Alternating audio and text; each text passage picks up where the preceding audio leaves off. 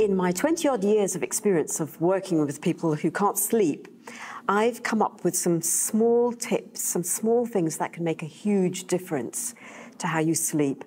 And they're so important, but they're almost easy to neglect because they are so small. But in my experience, even with the most severe sleep cases, they've made a huge difference to how they sleep. So I'm going to share them with you. They're 5 things.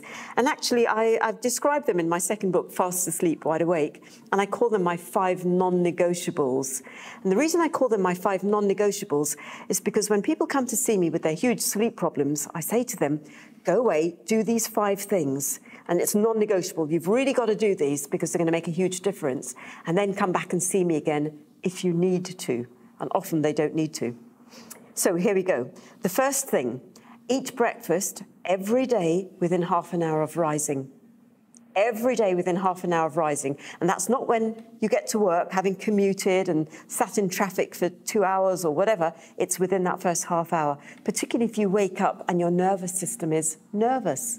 Your nervous system, you're already thinking, I've got to do this and that and the other. Eating within half an hour stabilizes your blood sugar levels. It tells the body that you're not living in famine. It tells the body and mind that you're safe, so that later on in the night, you produce melatonin so you can sleep. So we only produce the sleep hormone, melatonin, when we feel safe.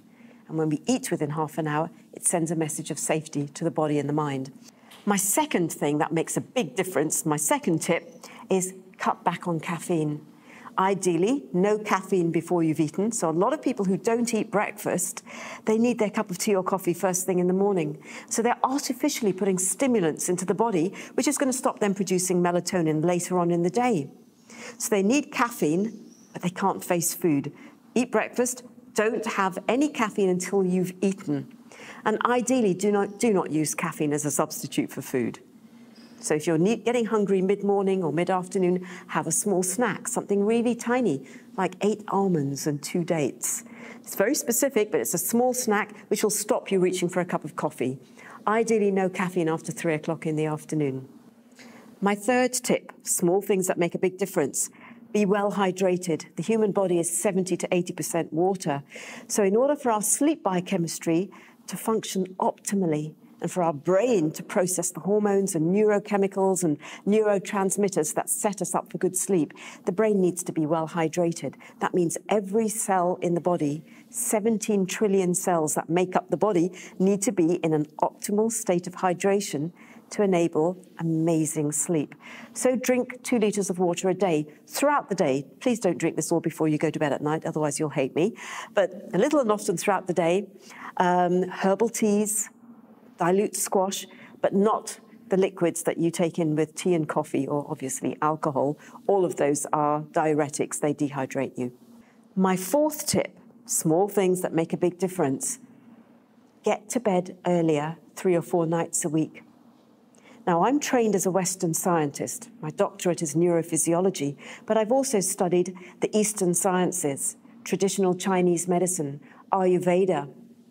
And what I've learnt from these amazing sciences, which are very, very old, is that the 90-minute phase of sleep, that 90 minutes before midnight, is incredibly powerful. It heals the body on every level, physical, mental, emotional, and I believe spiritual as well. So when we're getting this phase of sleep, particularly if you're run down, or if you're recovering from a major illness, and I work with cancer patients as well, recovering from illness, if you're really starting to feel before you go on holiday that you're going to get sick, you know, that build up to holidays, try and get into bed earlier, 3 or 4 nights a week, and you'll thank me for it. Now, you don't need to get into bed and be fast asleep, but just in bed at around 10 o'clock and resting, and that prepares your physiology to function in a different way so you have more access to deep sleep. My fifth tip, small things that make a big difference, is please, please, please have a healthier relationship with technology. So in the hour before you get into bed, withdraw from technology.